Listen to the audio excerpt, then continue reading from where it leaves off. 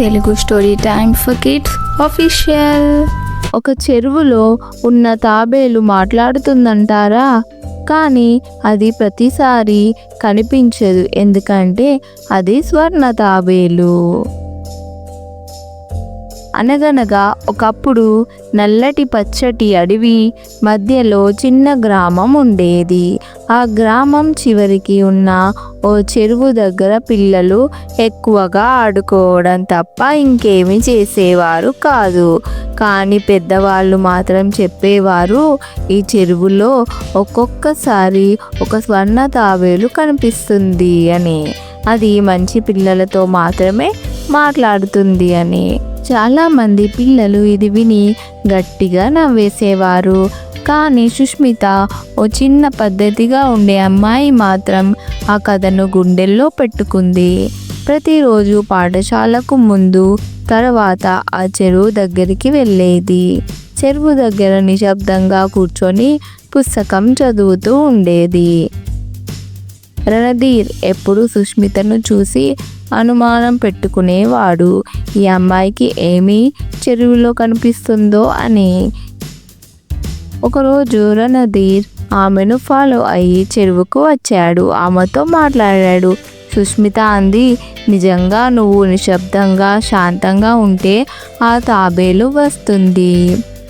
ఆ రాత్రి చంద్రబింబం నీటిలో తలతలలాడుతున్నప్పుడు ఆ చెరువులో నుంచి ఒక స్వర్ణ తాబేలు బయటకొచ్చింది. అది నెమ్మదిగా ముందుకు వచ్చింది. ధైర్యం, నిబద్ధత, వినయం ఉన్న వారికి మాత్రమే నేను కనిపిస్తాను అని తాబేలు మృదువుగా అంది. రణధీర్ ఆశ్చర్యపోయాడు.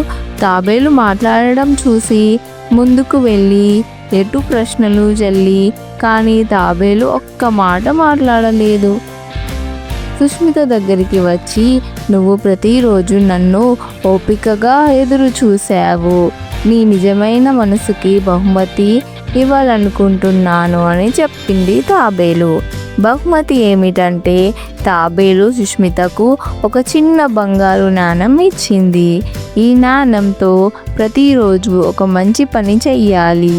చెయ్యని రోజు అది మెరవదు. సుష్మిత బహుమతిని గౌరవంగా తీసుకుంది. ప్రతిరోజు ఒక మంచి పని చేస్తూ పాఠశాలలో దోబూచులాడే పిల్లలకు సహాయం చేయడం మొదలుపెట్టింది. రణధీర్ కూడా చూసి సిగ్గుపడి మారిపోయాడు. ఒక నెల తర్వాత సుష్మిత మరియు రణధీర్ ఇద్దరు కలిసి చెరువుకు వెళ్ళారు. స్వర్ణ తాబేలు మళ్ళీ వచ్చింది. ఈసారి అది ఇద్దరిని చూసి నవ్వింది. నిజమైన బంగారం మన మనస్సులో ఉంటుంది. దాన్ని వెలిగించేది మంచితనం మాత్రమే. మోరల్ ఆఫ్ ద స్టోరీ, మంచితనం ఉన్న వాళ్ళకే నిజమైన మాయల ప్రపంచం దర్శనమిస్తుంది. శాంతం, ఓపిక, మంచి నడవడి ఉన్న వారే జీవితంలో వెలిగిస్తారు. చూడండి పిల్లలు, ఈ స్టోరీ ఎంత బాగుందో.